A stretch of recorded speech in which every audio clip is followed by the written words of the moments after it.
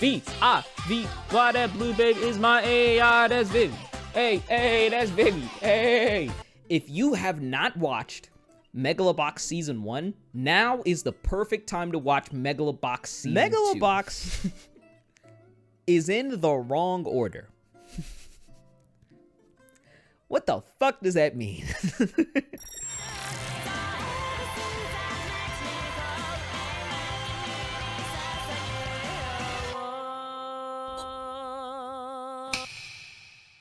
All right, so I'm back. We're on episode 2 of this spring anime podcast thingy for 2021. When I was rehearsing this, I said 2019, but we're no longer in rehearsal. We watched another 4 shows. I don't know why I stuttered there. We watched another 4 shows this week. I just finished watching 2 of them. I watched Dynazenon and HigeHiro within this past hour or hour and a half or 2 hours or something like that. And I also watched Megalobox last night. Probably are seeing the title. I'll explain that. And what's it called? Vivy I watched Saturday night. I watched both episodes Saturday night. Both episodes 1 and 2. It was a double release. We got a lot to talk about because there's some interesting stuff that was brought up across Vivy and definitely across Megalobox. So we're gonna start in backwards order of the way that I watch them, primarily because, like I said, I watched 2 of them today, so it just makes sense for me to get the ones that are fresh on my mind off of my head. So that means we start with Dynazenon. It's a trigger show, in case you're wondering. I think you probably already knew. I actually do have a question before we start getting into some critical stuff about it. So I watched Pause and Select's video on Kisho Tenketsu, which is this very commonplace structure for a narrative in Japan, specifically for manga. And I guess it's seen probably in other literary stories as well, but manga was the one that was mentioned. And it's basically this idea of introduction leads into a development, and then there's some twist, and then there's a conclusion, right? This is, as far as I could tell, not Kisho Tenketsu, but I wanted to ask, does anybody know what this type of episode structure is called? Not necessarily the episode structure. So Trigger sets up their series pretty much in the exact same way. Their first episode pretty typically is structured like, here are a bunch of character interactions and these interesting characters and all these different personalities, and they mesh in very different ways and so on and so forth. And then there is some twist, or by twist we mean climactic event that happens with virtually no context. It seems almost entirely separated from the characters at hand. It is resolved within the matter of about an episode, and then we get context the second episode, but it's like, hey, by the way, the fate of the universe is on the line. It's like this really big, heavy context stuff. So, well, actually, I guess heavy context is not true. It's typically not super duper heavy context coming from Trigger, at least. But I was just curious, does anybody know what this type of structure is called? Because this is very common for Trigger shows. Now we get on to the criticisms, or not criticisms, I guess, but, well, they are criticisms, technically, whether they're positive or not. Let's just go in order. That's HigeHiro. I saw women are fucking evil. I mean, to be fair, Yume is not helping you ladies' image. Perpetual lying is a common theme this week. The title shot for Dynazenon is fucking gorgeous. Oh my god. The whole show, or let me change that. Most of the show is a photographer's wet dream. It is just beautiful shot after beautiful shot after a really nice, pretty colored shot. I mean, it's a Trigger show, so it's obviously well storyboarded, and the character designs are fucking beautiful as well. Like, Minami is so fucking hot. Oh my fucking lord. I also like Yomigi's design as well. Maybe you do see blue and orange mixed fairly often in anime for character designs, but I kind of can't think of the last one where I saw it mixed so well. I don't know, I could just not have any experience in the medium. Yomigi has a very interesting pronunciation of arigato, was something that I noticed. He basically says it like arigato, or he slurs his D, so it sounds more like arigato, arigato. Like he's lazy, like he doesn't want to fucking do it. I just thought that was a nice touch because it shows that he's not particularly fond of whatever the hell he's saying thank you for. 826 bedroom. Yes. I don't know what the red girl's name is. I don't know who her senpai is. But damn, bitch, you live like this? I feel like we had to get at least one of those out this episode, because if they keep doing this, then we're going to have to do that every single fucking week. And I wouldn't mind, but I would like, you know... well, you all can't see my fucking room right now, so I guess I can't fucking speak. Let's move on before anybody, you know, comes in and tries to fucking get on me. We talked about Minabe looking cute as fuck. We talked about script. Well, we didn't talk about scripting completely. Trigger shows are really well scripted, especially within their first couple of episodes. When I mentioned the character interactions and the structure of the first couple of episodes being, or the first episode always being this really personality character interaction based thing, that's what I was referring to there, I guess, was the script. These shows tend to be well scripted. I find myself always thoroughly enjoying all of the characters that I see, and I especially enjoy the interactions that they have. They just seem realistic. They don't seem cartoony. I thought the funniest interaction was when Yugito, or Yugito, is it Yunigo? Jesus Christ, that's such a Yomogi. That's a very uncommon name from what I know. Yomogi, when Yomogi is leaving the house with his mom, and he's like, "God damn, why you so loud, bitch?" And then she's like, "Huh? Did you say something?" He's like, "Yeah, why you so fucking loud?" It's a fun interaction. We talked about it being energetic, it being full of personality. Mega Torterra just starts attacking the city out of nowhere. That was pretty funny. Oh yeah, the guy dies, or presumably dies, and the girl is just over here fucking laughing at it. You know, well, she's not laughing, but what does she do? She immediately thinks of money. He's poor and he's dead. See, we got a problem. Women in anime, they're looking like gold diggers. Except for somebody we're gonna talk about right after this. But I think that is all of my notes. The main thing I wanted to talk about was that episode structure and why I thought it was kind of interesting. And if anybody can find a name for it. And if you don't know the name for it, somebody please hit up pause and select. He probably does. Moving on. New show. HigeHiro. You've been introduced to me talking about HigeHiro before when I said something about squirreling into somebody's vagina but not getting any nuts. Something along those lines.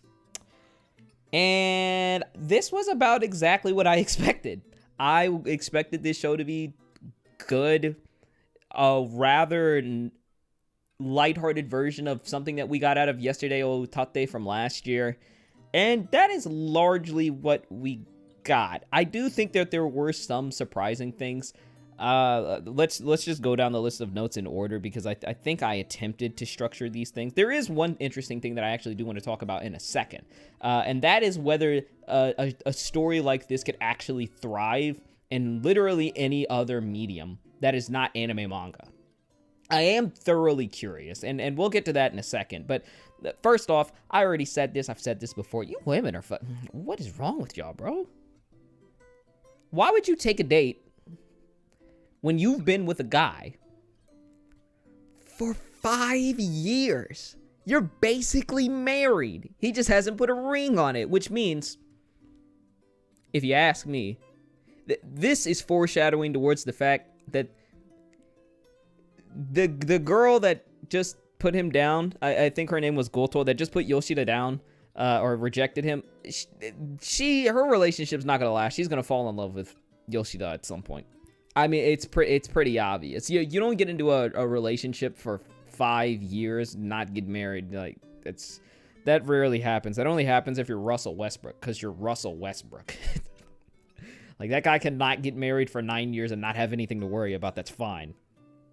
He's a fucking super freak athlete. Also, did she let him pay? Because if he's just letting chicks squirrel up into his house and go up into his house and he gets no nuts, and also he's paying for dates, this is beyond just being a simp. We should get him checked out. Probably needs a fucking doctor. Yoshida's 100% correct, by the way, when he said, just don't take the fucking date. Jesus Christ. Now, we get to what I was talking about before, which is whether or not this is a show or this is an idea that can thrive in another medium. I have some questions regarding it, primarily because I think Western media would probably struggle with allowing something like this, considering we attempt to cancel people like Call Me Carson or whatever his name was for dating people that are 2 years younger than them. He's 19, she's 17, so now it's illegal and he should go to jail. That doesn't make a whole lot of fucking sense. That's not at all an unnatural age cap. Who fucking cares? But that's not the point. Point being that we have this stupid, twisted idea of what is an acceptable age range. So even if this was an idea that got passed, I just have a feeling it would fall under heavy scrutiny.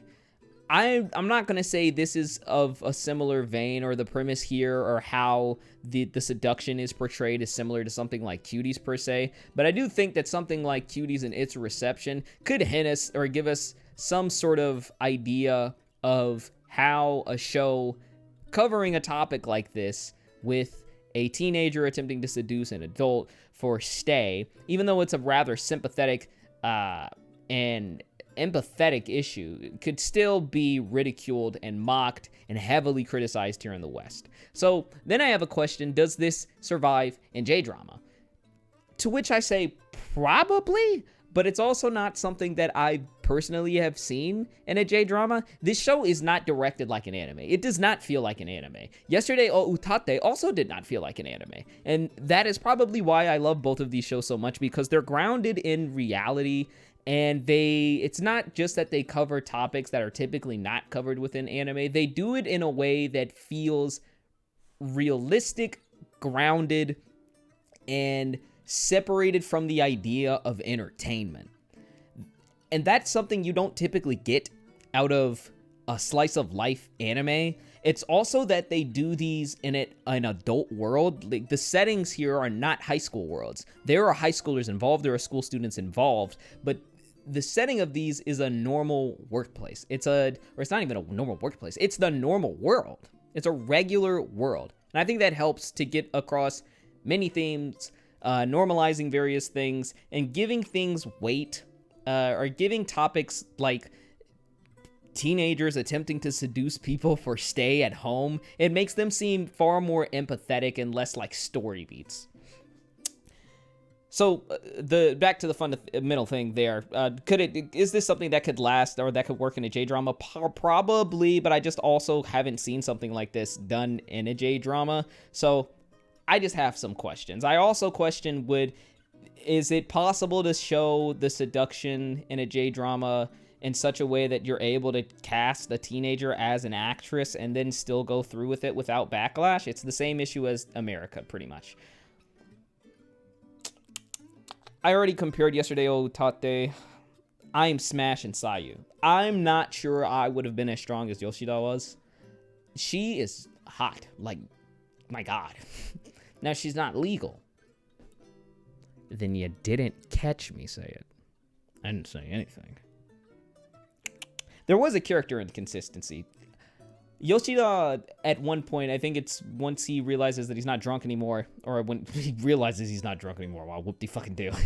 When he wakes up the next morning after he's let Sayu stay over, there's a point where he looks at this girl, in case you haven't watched the episode. I kind of make the assumption, by the way, that people have already watched these episodes, and if they've not watched the episode, I typically don't stay away from spoilers because it's me just coming here to discuss stuff. But yeah, that being said, he after Yoshida lets Sayu into his house and he wakes up the next morning, he tries to remember who she is, and he only remembers her by the fact that she wore black panties, which is a character inconsistency to me because if he's horny, let's just let him be horny. And if he's not horny and he says he doesn't want to fuck this kid, then let's just have him not sexualize the kid, right? Like, it's kind of confusing.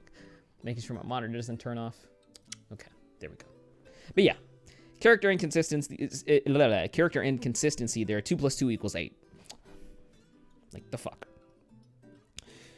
I thought the fucking line where he says that he wished he stuck it in an H cup once was absolutely fucking hilarious. And I feel you, buddy. I wish I stuck it in an H cup at least once, too. Sayu is much less teasing oriented than the promotional material conveyed. I think this is rather interesting because the promo stuff always showed Sayu almost like, if any of you have seen Seiden, the girl that is in the first arc of Seiden, this teasy, somewhat naive, but largely teasy to a fault, almost confident, hot chick that's seducing people and, you know, just being your average high schooler that wants to get piped by one particular guy. And that's what I thought Sayu was until we actually got to the show, and she's a far more sympathetic, empathetic figure than the promotionals really gave her credit for. That said, it didn't screw the show over, because typically when a promo makes a mistake like that, you really do get the wrong idea of the show, but I think the rest of the promos did a very good job of personalizing the show. But yeah, her loss of innocence is something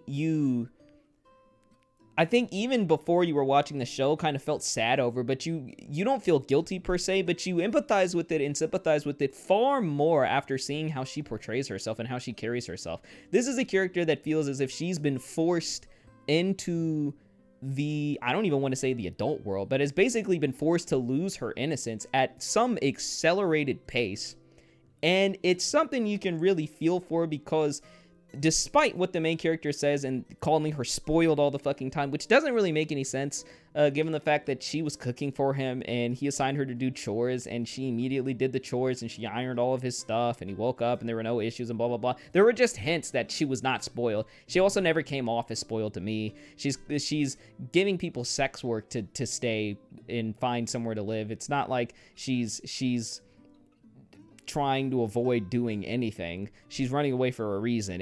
She didn't come off as spoiled to me, so that was something that kind of egged me, but that was something I was going to mention. But anyways, yeah, she comes off more as like naive and a lost child, and it's just something that I found really easy to sympathize with, and I kind of wish the promos did a better job at portraying that, but it doesn't hurt the show. So, by the way, this is going to be a long episode in case you haven't known, or you didn't notice. We are about 19 minutes in. I expect this to probably go around 50-ish minutes. If this ends up being too long, let me know in the comments. And what I'll probably end up doing is separating parts of these into their own smaller videos. If you've seen the Joe Budden podcast, you kind of know how they will record a podcast, and then certain segments, maybe they're like 4 to 8 minutes, maybe they're 30 to 45 minutes, and they just put them and upload them as their own segment. If that is better for some people, for some of you, let me know. I wouldn't mind having to cut stuff up. I hope my computer wouldn't take forever to fucking render it, though. Is there anything else I wanted to talk about with? Yes, there was.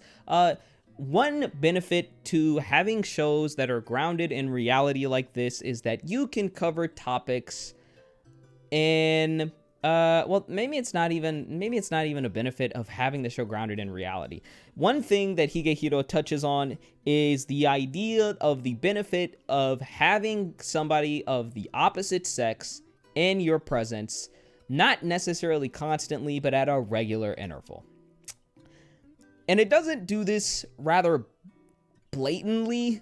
I'm not saying this is what it's attempting to do, by the way, but it is something that I very much saw portrayed. One thing that happens is when Yoshida gets to work, he's talking to his friend, and he hears rumors about people believing that he has a girlfriend because, he's coming in iron, he's coming in looking more fresh, he's blah, blah, blah, blah, blah, etc. He looks more well put together.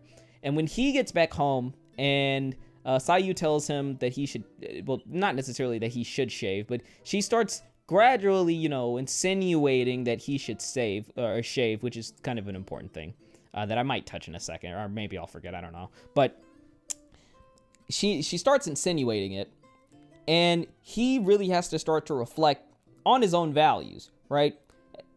He starts reflecting on the importance of a beard, the significance of a beard, which probably will end up coming back up later in the series and deserves its own talk at some point. But he comes back to reflect on this. And I think what's important to take away here, especially for people in our community that may be segregated from the idea of being with somebody of the opposite sex, is that even if you don't have a romantic partner, it is helpful to have somebody who you regularly speak to that is of the opposite sex, because they give different perspectives. And it's not just different perspectives that are helpful, but it's also different intuitions, being able to gauge experiences differently. There are just a lot of benefits to having people of the opposite sex, especially when we talk about physical and attractive reasons. Like, I remember when analogous to the show really is when I had a girlfriend, when I was with my ex, I noticed a significant increase in people noticing me looking more well kept. Like, I had to change my clothing. I needed to change my wardrobe. I won't say she started choosing my fucking haircuts or whatever, but like, I did haircuts accordingly to whatever I thought that she would be interested in. But she also did a pretty good job of trying to help me maintain myself, getting into facial care stuff, getting into hair products, and blah, blah, blah, blah, blah, etc. Right? My point being, there are things that females will think about that you as a male might not think about, and the same goes vice versa. I'm just speaking from a male perspective because I'm a guy. I can't really speak about it from the female perspective. But my point being, show does a pretty good job at bringing up the idea of talking to people of the opposite sex. So that will be the first part of this podcast. I'm going to stop the recording real quick so I can start the second half of this recording, which is going to be the way longer segment. Okay, so I had to split this primarily because my camera can only record 30 minutes at a time. I think I can remove that limit, and I probably should and will at some point, but yeah.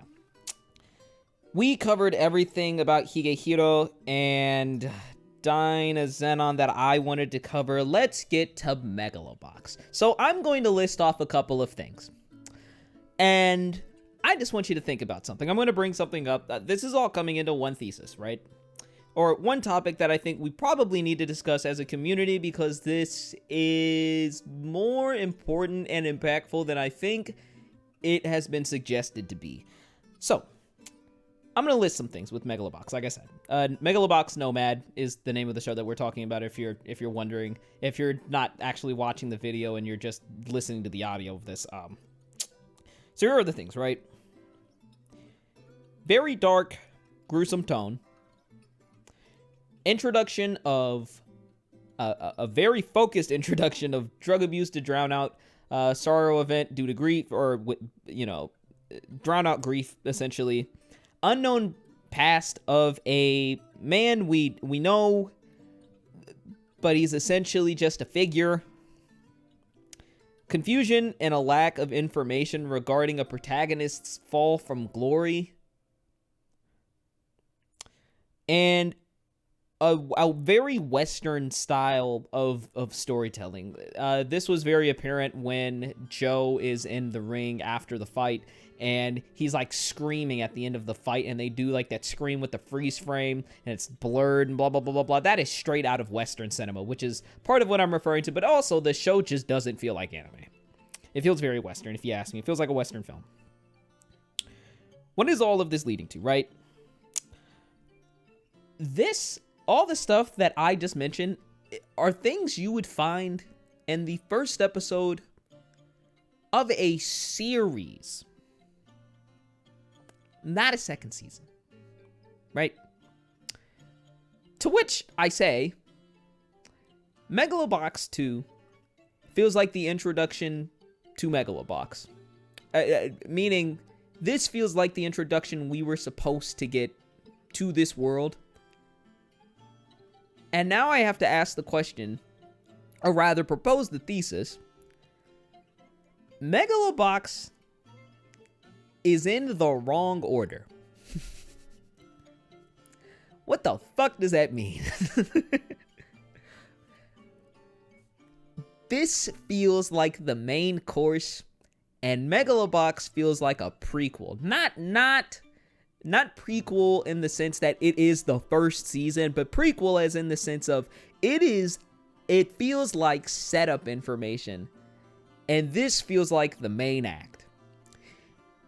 Is that necessarily a problem? No, but this is so much of a different world. It feels like this feels like an entirely different tone of story, and it makes me, number one, question, like, why is there such a disconnect per se, as somebody who watched the show like 3 years ago. But it also brings into question, is there such a thing as waiting too long for a sequel, or properly timing a sequel for a show?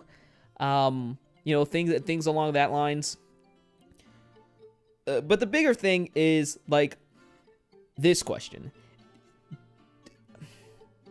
How much does sequencing of a show affect how we analytically view it? Right? Like, how much does sequencing of a show, sequencing meaning its ordering of episodes, how much does that affect how we objectively see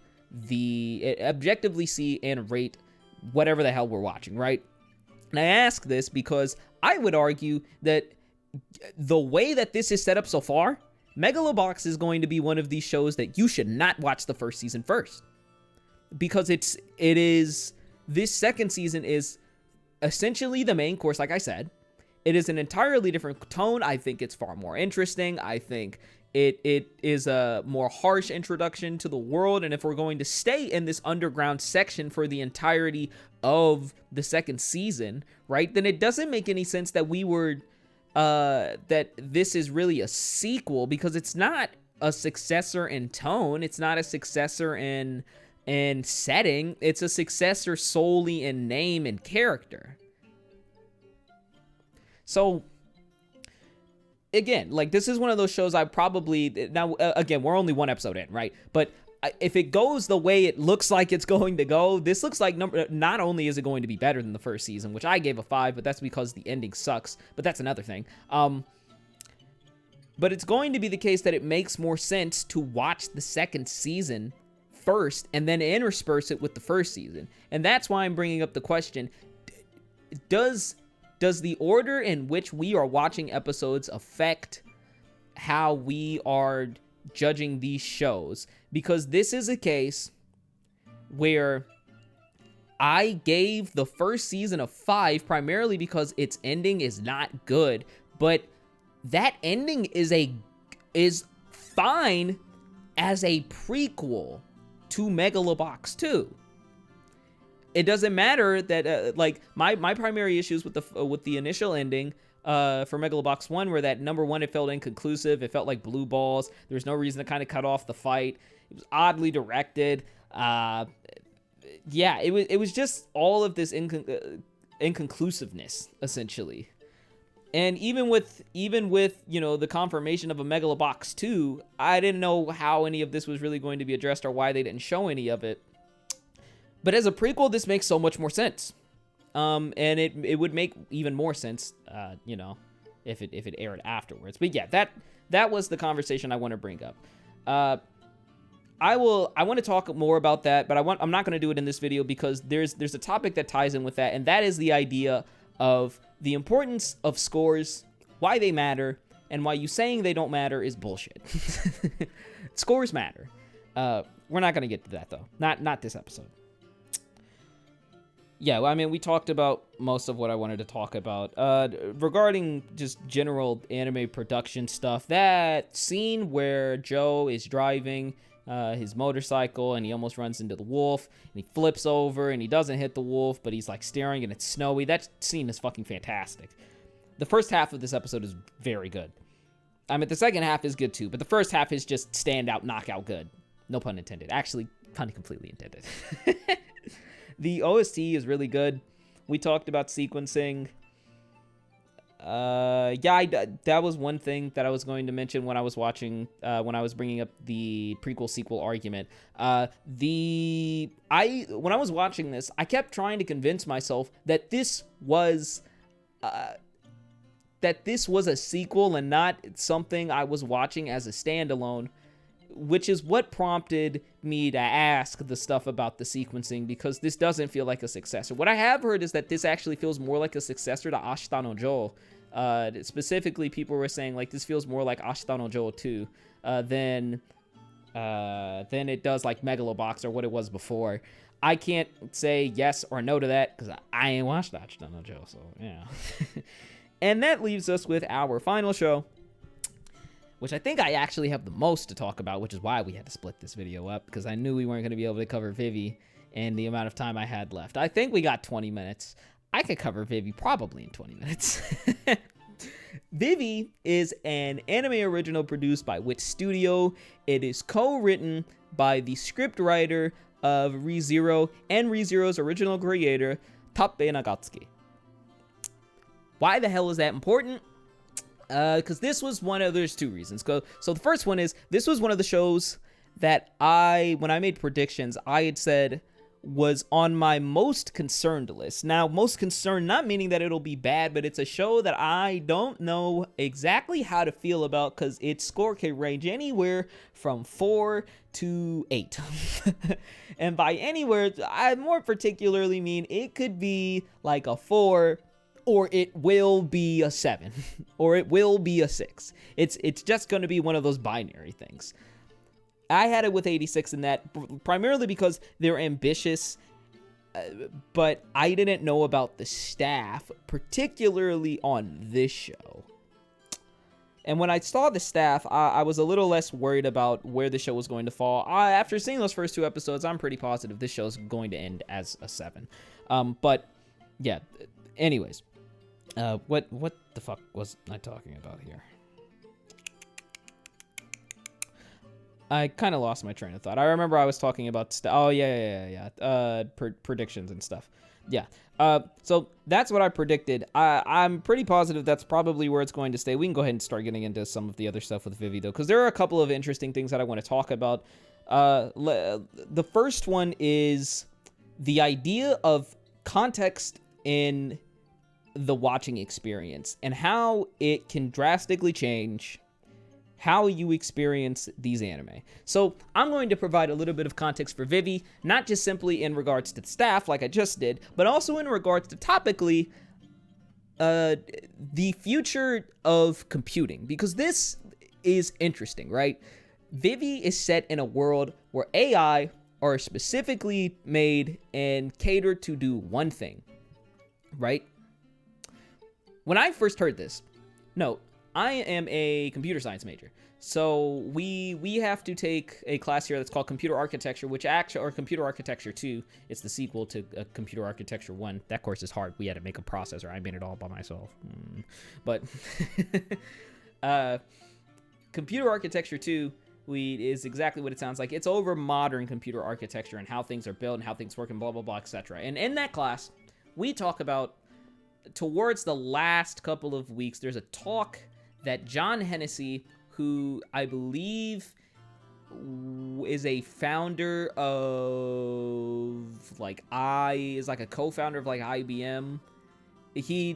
Specifically, he is largely responsible for the idea of a RISC processor. In short, that is the processor, that is the what am I trying to say? The mainstream, in a sense, processor architecture that processors have used basically since the 80s. I mean, now processors are pipeline, but that's kind of besides the point, right? Point being, that's, he knows what he's talking about. And the talk that he gave was on the future of computing, or somebody asked him a question, where does he see the future of computing going? To which he gives the answer, DSAs. DSAs, in short, it stands for domain system architecture, or I'm sorry, domain specific architecture. And it is basically customizing a processor or an architecture for a particular field, for a particular domain per se, meaning a processor that is going to be used in cloud computing as in like weather computing and not, you know, like cloud software and stuff, is going to be built differently, or should be designed differently from one that is built specifically for, let's say, like a microwave or like a lawnmower or something like that, right? Like that is the idea. Because you can design things more efficiently, and it's easier to control how these things work when they are domain specific. I bring this up because that is exactly, that sounds exactly like Vivy. That should sound exactly like Vivy to you because it is the same fucking thing. I just think context brings so much, not just joy and entertainment to a watching experience. It really does enhance and make you appreciate how much research actually goes into these shows. I don't know if they've watched that talk. I don't know if they have, if the creators and Utappe Nagatsuki and whoever the hell the scriptwriter is, I don't know if they have really any experience or any knowledge of the subject, but I just find it really cool to see how much anime tends to rely on context and how well it actually does implement it. I mean, this is something I've been noticing a lot because I've also been watching Senko no Night Raid. We have 2 shows this season in Jodan and Mars Red that are set in 1931 and that are attempting to utilize the context. Mars Red, I personally think, does it better than Jodan. Scrolls disagrees with me. He got the only anime podcast. He can argue about that on his own, but yeah. Context is important. Context is really cool. I love seeing context. That's just some additional stuff for you.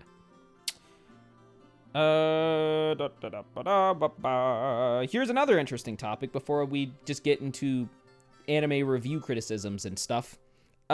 Vivy does this really fun thing, right?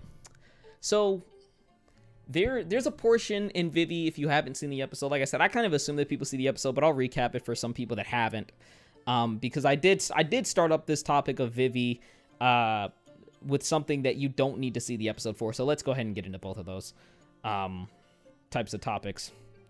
Vivy did something interesting towards its beginning. So if you remember, if you've seen the episode, if you haven't seen the episode, there is like a HUD essentially at the beginning of the episode that stays for about the first 5 to 10 minutes. It's like a HUD. It has like an execution time, a goal placement, essentially like coordinates in the world and blah, blah, blah, etc. And it's interesting because it's not static. It's updating as the main character, Vivy, is moving. Anyways, there's a minigame. There's a minigame. Vivy has a minigame, right? What do I mean by minigame? The HUD that is introduced in Vivy is constantly updating, and at least when I was watching it, while all of this dialogue is going on that Utappe Nagatsuki loves to fucking, I don't want to say shove down your throat, but loves to make sure that you're reading, while that's all going on, Vivy is constantly updating its visuals, it's attempting to be somewhat dense, and it feels like you're playing a game and you're attempting to guess where you're going to go next, or what these next events are going to be. It's not just you anticipating events, it's the fact that you feel like there's something else to be entertained by while you are watching the show, and that's uncommon. I can't think of shows that... It's not just a visual trick is what I mean. It doesn't... How should I say this?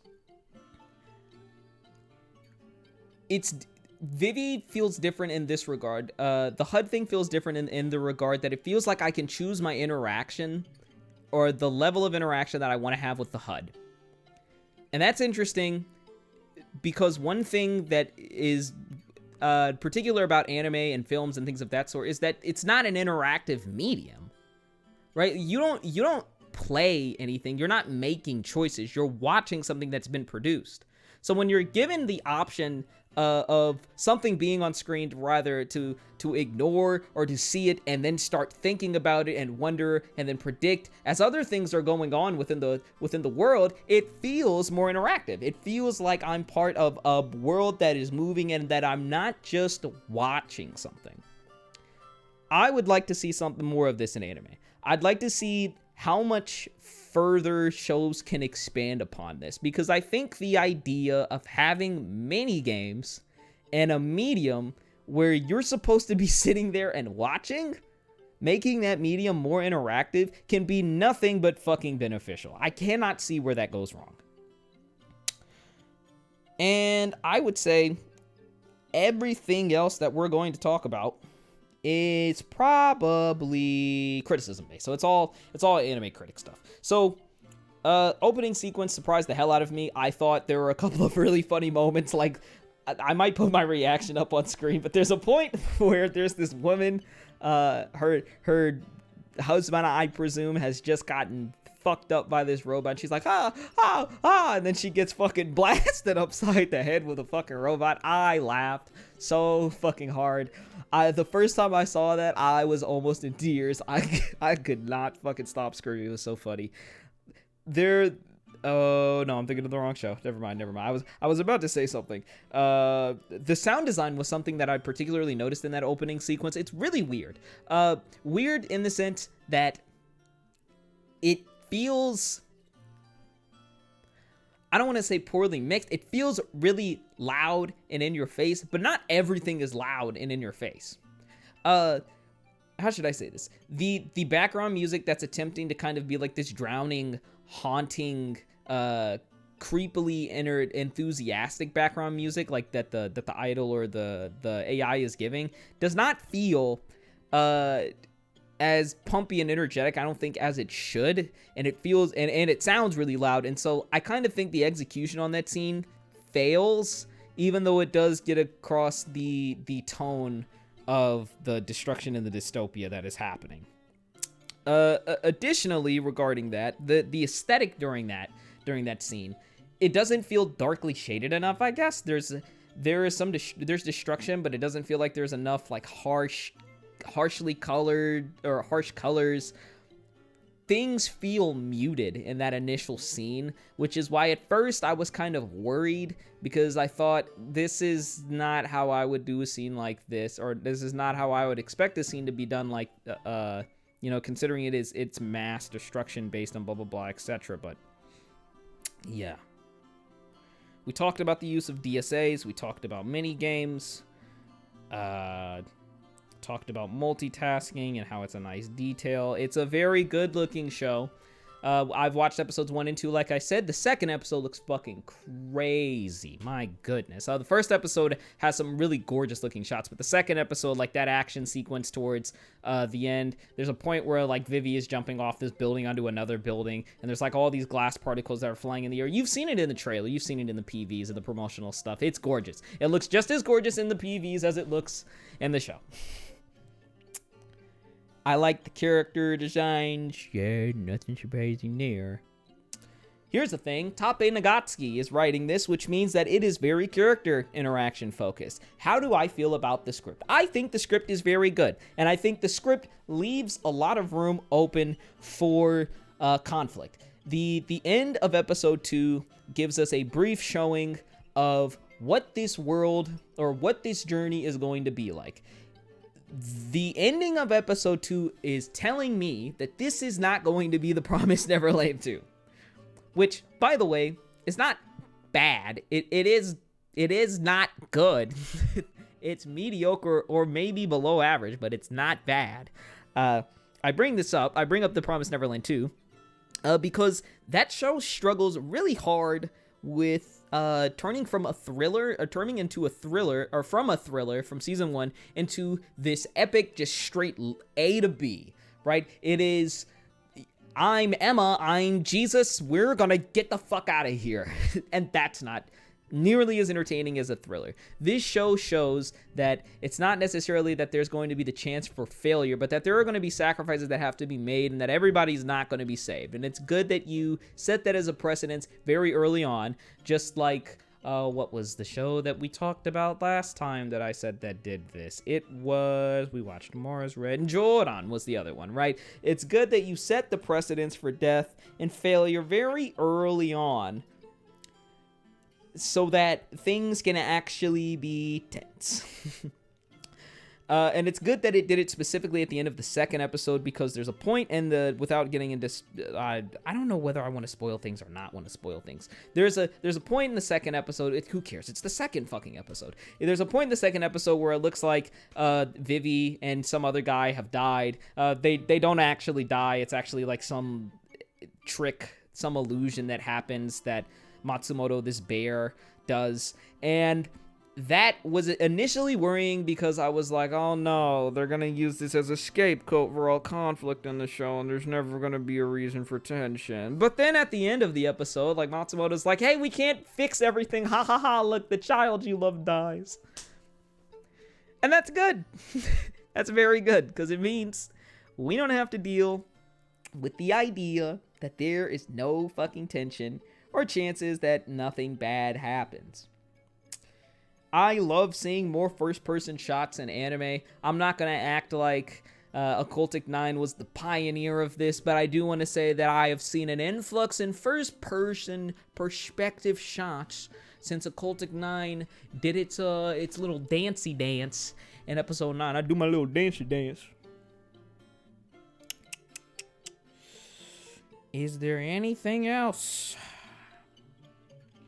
Animated too slowly and over. Oh yeah, there was a what is it?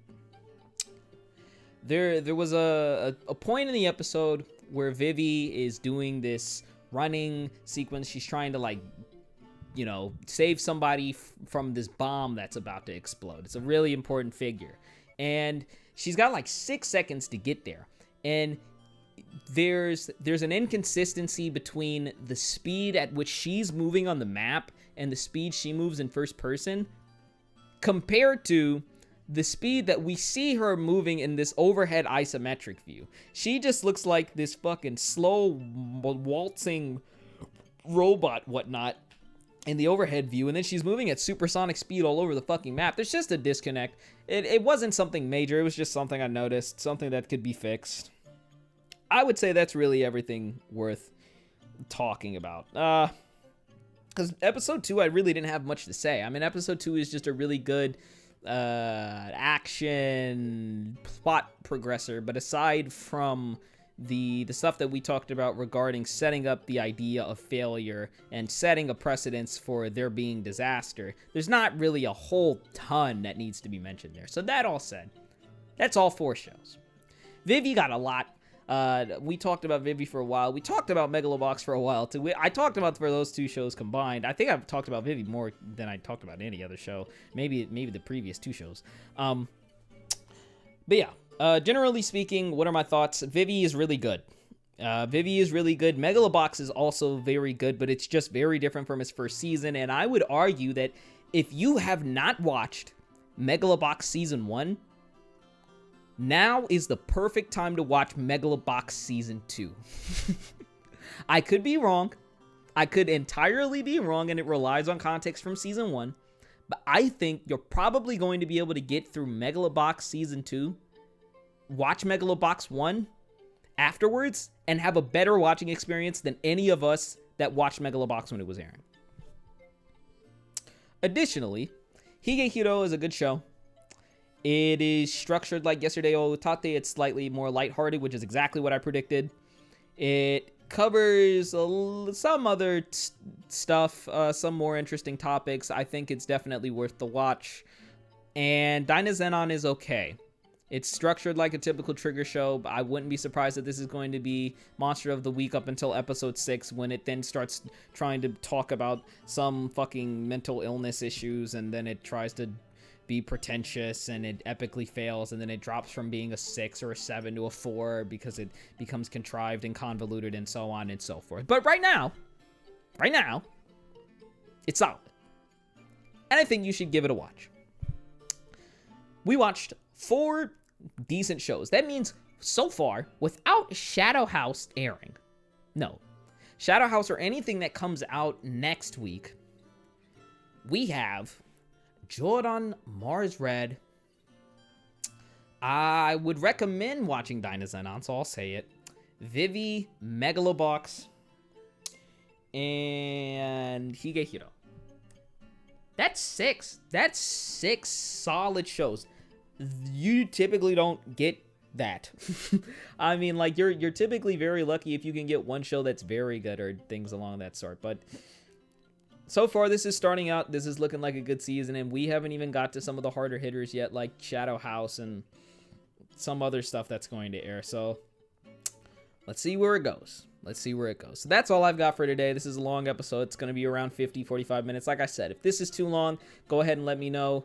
I don't mind making adjustments and publishing these separately or publishing these in like multiple parts, but I figured a lot of people probably just actually would like to listen to a podcast. Turn off the visuals if you want to and just leave it on in the background as you hear somebody rant about anime for an hour. But yeah, that's all I've got. Thank you guys for watching. If you guys did enjoy, please leave a like, comment, and as always, I will see you guys in the next video. Deuce. V-I-V, why that blue baby is my AI, that's Vivy. Hey, that's Vivy, hey.